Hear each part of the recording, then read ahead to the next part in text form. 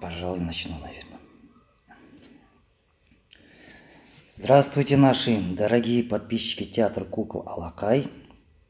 Давайте сразу познакомлюсь. Меня зовут Ермагомедов Ербол Юлаевич.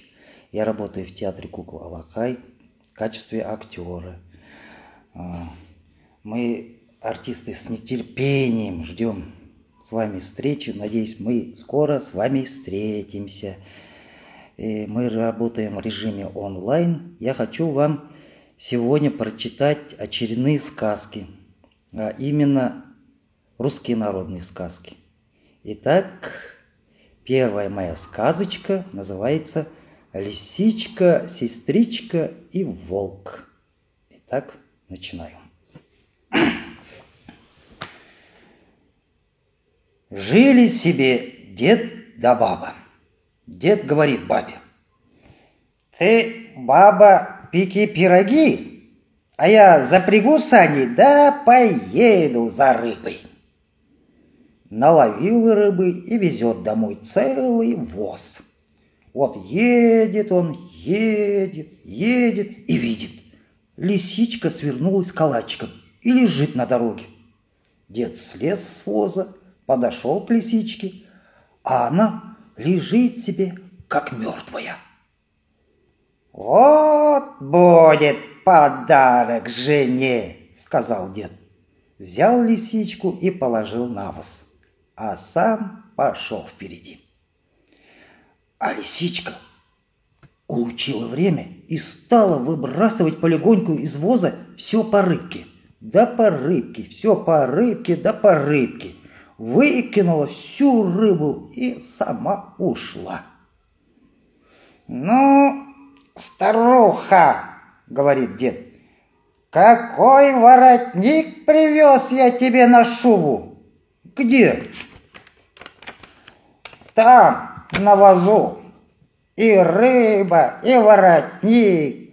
Пошла баба к возу, ни воротника, ни рыбы. И начала ругать мужа. «Ах ты такой-сякой, ты еще вздумал обманывать! Ай-яй-яй-яй-яй!» Тут дед смекнул, что лисичка-то была не мертвая. Поговоревал, да делать нечего. А лисичка собрала всю разбросанную рыбу в кучку, уселась на дорогу и кушает себе. Приходит к ней серый волк. «Ну, здравствуй, сестрица». «Здравствуй, братец». «Ну, дай мне рыбки». «Налови сам, да и кушай». «О, ха-ха-ха-ха-ха, а я не умею». «Эка ведь, я же наловила. Ты, братец, ступай к реке, отпусти хвост прорубь, сиди да приговаривай: ловись, рыбка, и мала, и велика, ловись, рыбка, и мала, и велика. Рыбка к тебе сама на хвост нацепится. Да смотри, сиди подольше, а то не наловишь». Волк и пошел на реку, опустил хвост в прорубь и начал приговаривать: «Ловись, рыбка, и мала, и велика. О, ловись, рыбка, и мала, и велика». А вслед за ним лиса явилась, ходит около волка и причитывает: «Ясни, ясни на небе звезды, мерзни, мерзни, волчий хвост». Эй, что ты, лисичка-сестричка, говоришь?» «То я тебе, я же ловлю рыбку, а ты здесь все пугаешь». А сама плутовка поминутно твердит: «Тихо, мерзни, мерзни, волчий хвост, мерзни, мерзни, волчий хвост». Долго сидел волк у проруби, целую ночь не сходил с места. Хвост его и примерзло. Попробовал было приподняться, не тут-то и было. Эка, сколько рыбы привалило-то! И не вытащишь, думает он. А смотрит, а бабы идут за водой и кричат, завидя серого: «Волк! Волк!» Бейте его! Бейте его!» Прибежали и начали колотить волка, кто коромыслом, кто ведром, кто чем попало. Волк прыгал, да и оторвал хвост и пустился без оглядки бежать. Бежит он, бежит и говорит: «Хорошо же», думает, «уж я тебя отплачу, сестрица».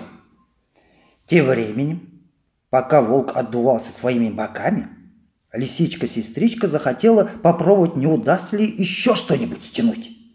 Забралась в одну избу, где бабы пекли блины, да попала головой в катку с тестом, вымазалась и бежит. А волк ей навстречу: «Эй, сестричка-лисичка, ты видишь, меня всего исколотили». «Ой, волк, — говорит лисичка-сестричка, — у тебя хоть кровь выступила, а у меня мозг. Меня больней прибили, и я на силу плетусь». Волк посмотрел. «И то правда, — говорит волк. Где уж тебе, сестрица, идти? Давай садись на меня, и я тебя довезу». Лисичка села ему на спину, он ее и повез. Вот лисичка-сестричка сидит потихонечку и напевает: «Битый не битого везет, битый не битого везет». Эй, что ты, сестрица, говоришь? «Я, братец, говорю, битый битого везет». Так, понятно, — сказал волк. Итак, следующая у меня сказка называется «Мужик и медведь».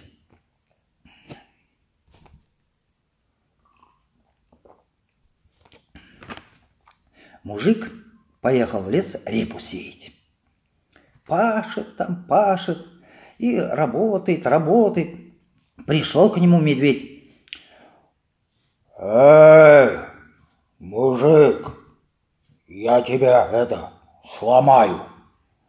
«Не ломай меня, медведюшка, лучше давай вместе репу сей. Я себе возьму хоть корешки, а тебе отдам вершки». «Быть так, — сказал медведь. А если обманешь, так в лес ко мне хоть не езди», — сказал и ушел в дубраву. Репа выросла крупная. Вот такой. Мужик приехал осенью копать репу, а медведь из дубравы вылезает. Мужик, давай репу делить, мою долю подавай». «Ладно, медведюшка, давай делить. Тебе вершки, мне корешки». Отдал мужик медведю всю ботву, а репу погрузил на воз и пошел в город продавать. Навстречу ему опять медведь. Мужик, куда ты едешь? Еду, медведюшка, в город корешки продавать. Дай-ка попробовать, каков корешок. Мужик дал ему репу. Медведь как съел. Ой, заревел. Эй, мужик, обманул ты меня. Твои корешки не сладенькие. Теперь езжай ко мне в лес по дрова. Не езжай, а то я тебя опять заломаю. На другой год мужик уже посеял там рожь. Приехал жать, а уж медведь его опять дожидается. Теперь меня, мужик, не обманешь. Давай мою долю. Мужик говорит: эх, быть так, бери, медведюшка, корешки, а я себе возьму теперь вершки. Собрали они рожь, отдал мужик медведю корешки, а рожь погрузил на воз и увез домой. Медведь бился, ничего с корешками сделать не смог. Рассердился он на мужика, и с тех пор у медведя с мужиком вражда пошла. Вот такая у меня вторая сказочка. Теперь давайте познакомлю еще с одной сказочкой. Называется «Бобовое зернышко». Жили-были петушок да курочка. Рылся петушок и вырыл бобок.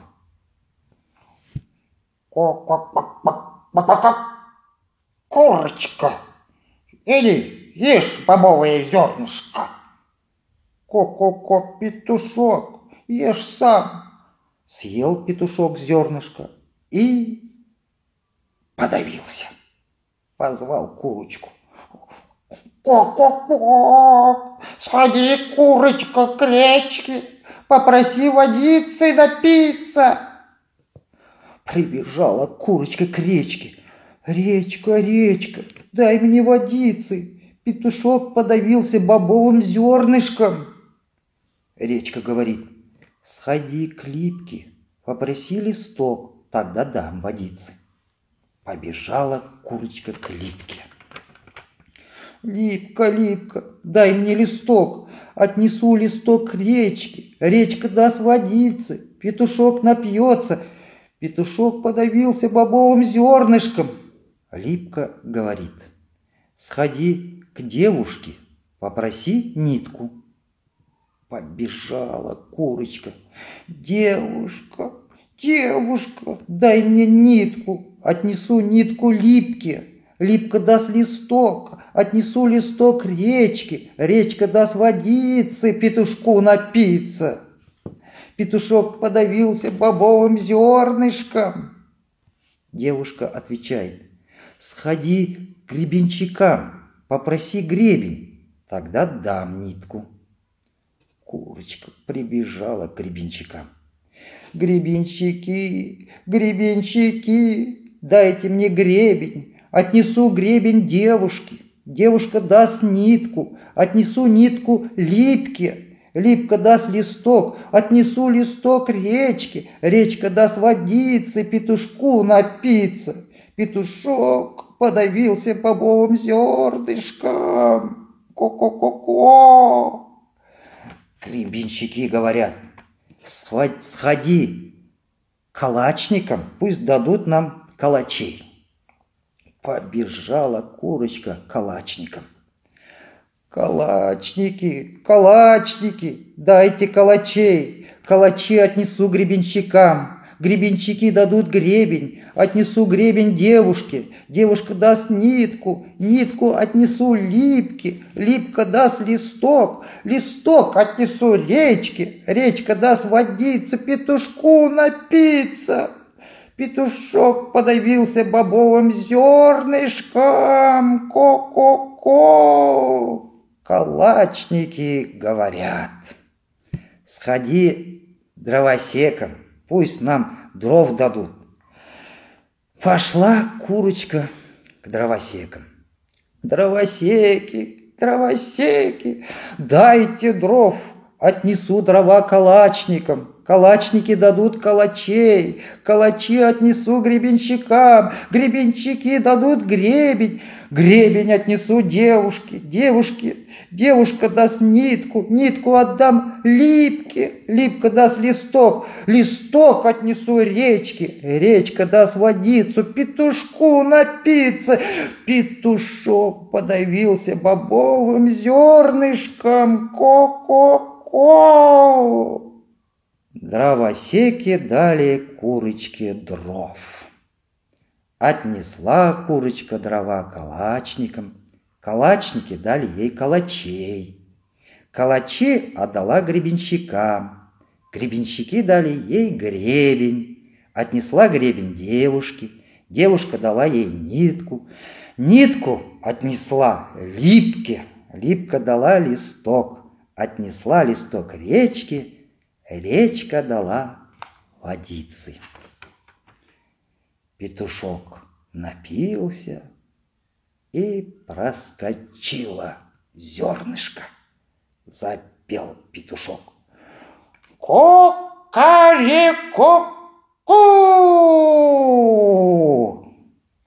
Вот, ребята, сказочки конец, а кто слушал, молодец. Ну вот, закончил я свои сказки. А следующие сказки вам будет читать наша актриса театра кукол Гульнара Баймагамбетова. Будет интересно. До свидания, ребята. До новых встреч. Пока-пока.